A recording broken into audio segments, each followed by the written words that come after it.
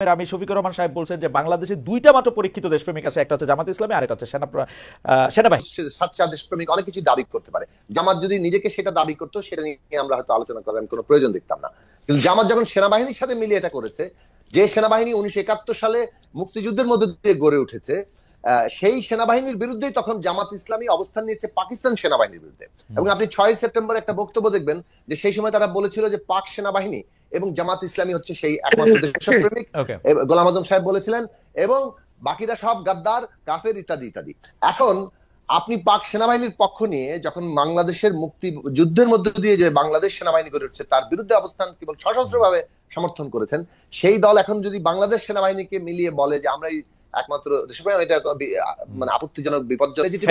Fantastic. First আমরা আপনি দেখেন এই বিষয়ে সেনাপ্রধান কি বলছে। তো সেনাপ্রধান জেনারেল ওয়াকারুজ্জামান একটা সাক্ষাৎকারে বলছে যে এই যে প্রশাসন, পুলিশ, বিচার ব্যবস্থা সহ রাষ্ট্রের নানা ব্যবস্থা ভেঙে গেছে, এটা ঠিক করার জন্য রাজনৈতিক দল ও সরকার লাগবে, রাজনীতিবিদদের এগিয়ে আসতে হবে, রাজনীতি ছাড়া ও রাজনৈতিক সরকার ছাড়া এটা সম্ভব না। এটা সেনাপ্রধানও বলতেছে। আমি দুইটা পার্ট একসঙ্গে পড়তে চাই। আরেকটা পার্ট হচ্ছে যে কিছুদিন আগে জামাত ইসলামের আমি শফিকুর রহমান সাহেব বলছেন যে বাংলাদেশে দুইটা মাত্র পরীক্ষিত দেশপ্রেমিক আছে, একটা হচ্ছে জামাত ইসলামী আর একটা হচ্ছে সেনাবাহিনী।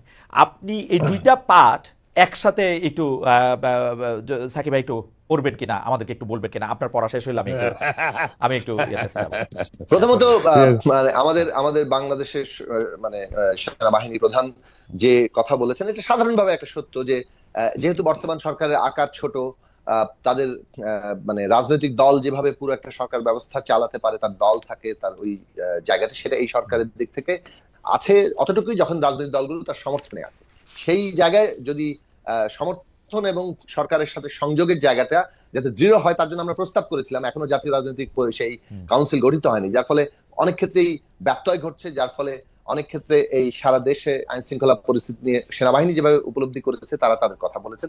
সাধারণভাবে আমি এই কথার মধ্যে বড় আকারে কোনো দ্বিমত দেখি না। আমি মনে করি যে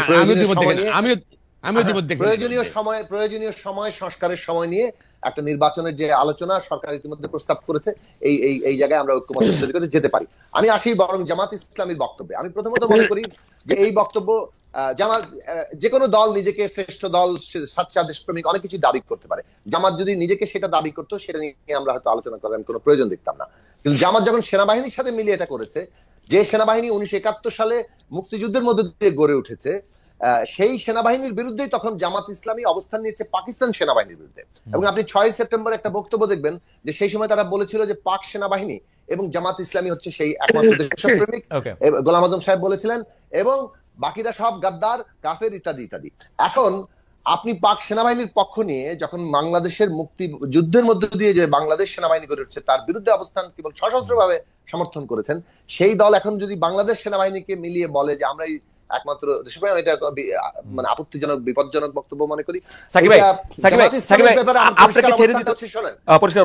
জামাত লাস্ট লাইনটা বলি, 1971 সালে তাদের যে রাজনৈতিক ভূমিকা বাংলাদেশের উত্থানের বিরুদ্ধে, তারা রাজনৈতিক সিদ্ধান্ত নিয়েছে, সে বিষয়ে এখন পর্যন্ত তাদের কোনো স্পষ্ট ব্যাখ্যা আমরা জানি না।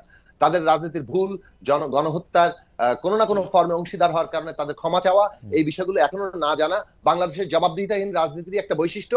আওয়ামী লীগ একইভাবে জামাত ইসলামের পথ অনুসরণ করে জুলাই বিপ্লবের এই নির্বিচার যে হত্যাকাণ্ড তারা করেছে, ন্যূনতম রিপেন্টেন্স, ন্যূনতম অনুতাপ অনুশোচনা আমরা দেখছি না। এই জবাবদিহিতাহীন রাজনীতির বিরুদ্ধে নতুন বন্দোবস্ত দরকার।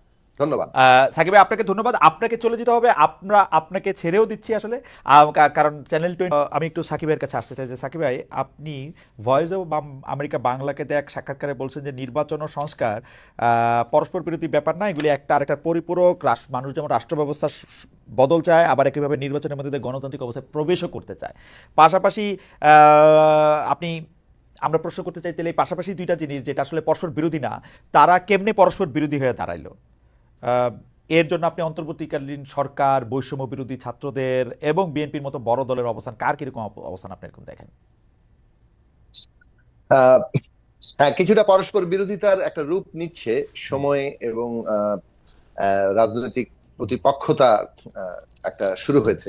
একে অপরের সাথে নানা ধরনের রাজনৈতিক যে একটা পার্থক্য, দ্বন্দ্ব তৈরি হয়, সেটাও তৈরি হয়েছে। তবে সেটা নির্বাচনকে কেন্দ্র করে কিছুটা হবেও, মানে নির্বাচন তো সবাই একপক্ষ হয়ে যাবে না। কিন্তু আমরা যে কথাটা বলেছি যে রাজনৈতিক একটা ঐক্য কিংবা জাতীয় ঐক্য আমাদের দরকার, কি অর্থে?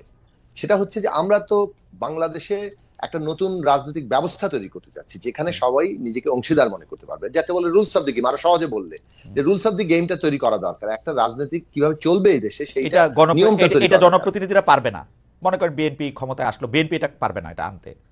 না না পারবে না কেন বলছেন? ফাইনাল পারতেই হবে, আমাদের পারতেই হবে, না পারলে আবার তাহলে কেমনে আগাবে? এটা কি সারা বিএনপি পারবে না? খোর ভাই, আমি সাকিব ভাইয়ের যেটা জানতে চাইতেছি যে আপনারা যে সংস্কারটা চাইতেছেন সেটা ইউনূস সরকারের কাছে কেন চাইতেছেন না, চাইতেছেন সেটা নির্বাচিত সরকারের কাছে কেন চাচ্ছেন না? আমি নির্বাচিত সরকারের কাছে কেন চাইবো না? নির্বাচিত তো আমরা হতে চাচ্ছি বলে তো আমরা নির্বাচিত সরকারের কাছে চাইবো না। আমি যে কথাটা বলছি যে আমরা এই যে রুলস অফ দি গেমটা তৈরি করার জন্য আমাদেরকে ঐক্যবদ্ধ থাকতে হবে, এটা হচ্ছে ঐক্যের জায়গা।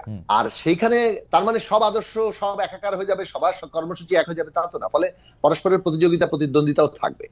এখন এই যে থিন লাইনটা, যে একটা রাজনৈতিক ট্রানজিশনের ঐতিহাসিক মুহূর্তে জাতীয় ঐক্য বজায় রাখা, আবার পরস্পরের মতাদর্শিক রাজনৈতিক কর্মসূচিগত যে পার্থক্য আছে সেটাও বহাল রাখা, এই দুটো জিনিসকে একসাথে চালিয়ে নিয়ে যাওয়ার যে মানে চর্চা, সেটা নানান ক্ষেত্রে ব্যাহত হচ্ছে, এবং সেই ব্যাহত হওয়ার মধ্য দিয়ে এখানে পরিস্থিতি কিছুটা উত্তেজনার দিকে যাচ্ছে।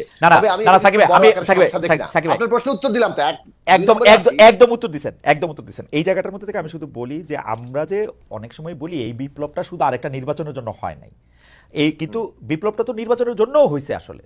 মানে শেখ হাসিনাকে ক্ষমতা থেকে সরানোর জন্য হয়েছে। এখন ক্ষমতা থেকে যেহেতু নির্বাচন দিতে ছিল না, নির্বাচনটাকে ম্যানিপুলেট করতেছিল, মানুষ ভোট দিতে পারে না, সেই জন্য তো তাকে আউট করা হয়েছে। এখন আইসা কেন এইটা বলা হইতেছে যে আমরা আগে সংস্কার করব পরে নির্বাচন দিব? কারণটা কি? মানে এই বক্তব্য যারা দিচ্ছে সেটা উত্তর তারা দিবে। আমি বলছি যে আমরা নির্বাচন কি আমরা যে কথাটা বলেছি, আপনি খেয়াল করবেন 19 সাল থেকে যে আর একটি সুষ্ঠু নির্বাচনও এই ব্যবস্থার জন্য সম্ভব হবে না। ফলে নির্বাচন করতে গেলেও আমাদেরকে অনেকগুলো সংস্কারের মধ্যে যেতে হবে। আমরা যেটা বলেছি, অন্তর্বর্তী সরকার সংস্কার প্রক্রিয়াটাকে ফ্যাসিলিটেট করবে। এই যে যেমন সংস্কারের প্রস্তাব তৈরি হচ্ছে, ন্যূনতম জাতীয় ঐক্যমত্য তৈরি হবে, কোনগুলো নির্বাচনের আগেই করা সম্ভব, কোনগুলো সংসদ মানে একটা নির্বাচিত সংসদ লাগবে, সেই সংসদে যেগুলো যাবে সেগুলো আগে আমাদের মধ্যে কোনো রাজনৈতিক ঐক্য চুক্তিনামা কিংবা কোনো আইনি বাধ্যবাধকতা তৈরি হবে কিনা, এগুলো অনেকগুলো প্রশ্ন আলোচনার। কিন্তু সাকিব ভাই,